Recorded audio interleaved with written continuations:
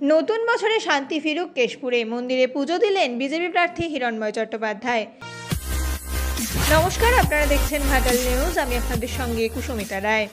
কেশপুর বিধানসভার অন্তর্গত আনন্দপুর কালী মন্দির এবং ঐতিহ্যবাহী ঝাড়েশ্বর শিব মন্দিরে পুজো দিলেন ঘাটাল লোকসভার বিজেপি প্রার্থী হিরণময় চট্টোপাধ্যায়।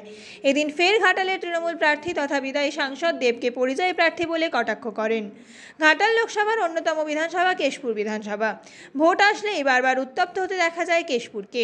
এবার কেশপুরে শান্তি ফেরার কামনা করলেন হিরণ চট্টোপাধ্যায়। গত লোকসভা নির্বাচনে ভোট লুট হয়েছে বলেও দাবি হিরণের। একই সাথে এবারের নির্বাচনে জয়ের জন্য আশা প্রকাশ করেছেন। এদিন অভিনেতা হিরণকে দেখতে প্রচুর মানুষ ভিড়ও করেন দুই মন্দিরে। তিনি বলেন, ঈশ্বরের কাছে এটাই প্রার্থনা করেছেন যে কেশপুর যেন সন্ত্রাসমুক্ত, ভয়মুক্ত, আতঙ্কমুক্ত হয়। কেশপুরের কাছে যেন শান্তি ফিরে আসে। তিনি বিদায়ী সাংসদের বিরুদ্ধে সন্ত্রাসের অভিযোগ তোলেন।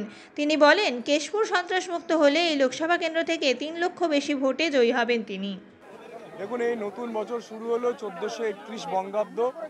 সেখানে আনন্দপুরে কালী মন্দিরে পুজো দিলাম, এখন ঝাড়েশ্বর মন্দিরে পুজো দিলাম। একটাই প্রার্থনা করলাম ঈশ্বরের কাছে, যেন কেশপুরে মানুষ সন্ত্রাসমুক্ত, আতঙ্কমুক্ত, ভয়মুক্ত, সুখ, শান্তি এবং সমৃদ্ধি ফিরে আসুক কেশপুরের মানুষের জীবনে।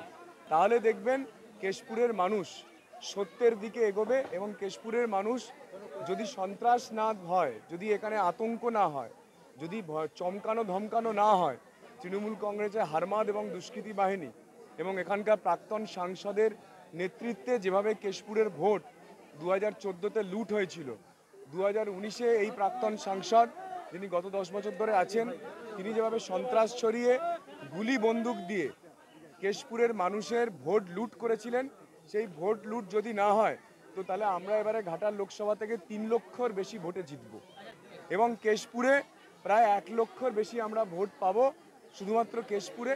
আর বাকি 6টা বিধানসভা থেকে 9 করে 2 লক্ষ ভোট আমরা বেশি পাবো।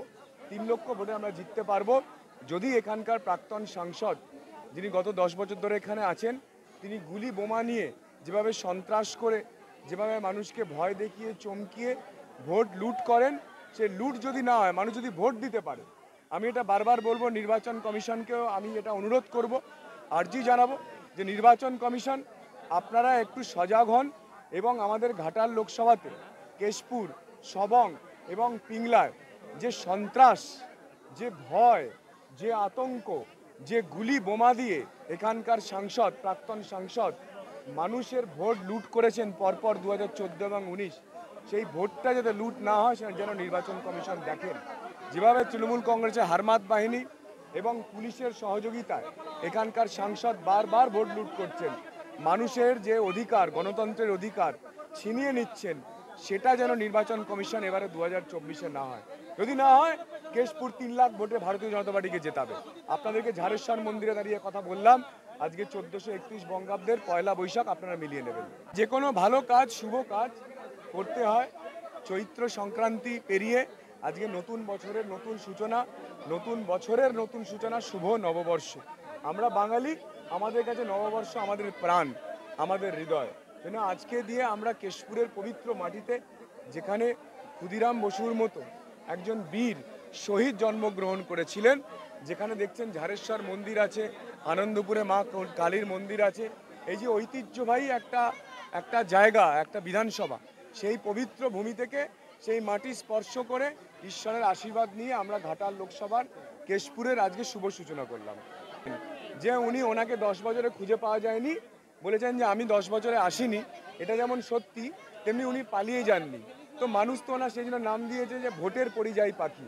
ভোটের পরিযায়ী পাখি মানে ভোটের পাখি আসে পরিযায়ী হিসাবে, এখানে ভোট খেয়ে দিয়ে ভোট লুট করে আবার কলকাতার পেন্ট হাউসে চলে যান। সেটাই উনি নিজে স্বীকার করেছেন গতকাল সবঙ্গে দাঁড়িয়ে এটা স্বীকার করে নিয়েছেন যে হ্যাঁ, উনি ভোটের পরিযায়ী পাখি। তো এরপরে আর মানুষের কিছু বলার আছে? আর এরপরে নতুন করে কিছু বলার আছে? নিজেই স্বীকার করেছেন যে হ্যাঁ, উনি ভোটের পরিযায়ী পাখি। উনি ভোট লুট করতে আসেন, ভোট লুট করে আবার কলকাতায় বাড়ি চলে যান, আবার সারা বছর ধরে 5 বছর ধরে শুটিং করেন, আবার ভোট এলে চলে আসেন। উনি বলেছেন সেটা যে হ্যাঁ, আমি 2014 ভোট লুট করতে এসেছিলাম, ভোট লুট করে আমি আবার কলকাতা পালিয়ে গেছিলাম, আবার 2019-এ এসেছিলাম, এসে ভোট লুট করে আবার পালিয়ে গেছিলাম, আবার 2024-এ এসেছি, ভোট লুট করে আবার পালিয়ে যাব। উনি তো বলছেন যে ওনাকে দেখা যায়, নিজেই বলছেন যে আমাকে দেখা যায় না, কিন্তু পালিয়ে জানি, আরে পালিয়ে যাবেন কোথায়? আপনি তো বাংলা সিনেমা করেন, আপনি তো হলিউডে সিনেমা করেন না যে আপনি পালিয়ে যাবেন। সেই জন্য আপনি কেশপুর থেকে যেতেন, আপনি ঘাটাল লোকসভা থেকে যেতেন, লুট করে জিতে আপনি আবার কলকাতা পালিয়ে যান, সারা বছর ধরে শুটিং করেন, নিজের মুখে স্বীকার করেছেন।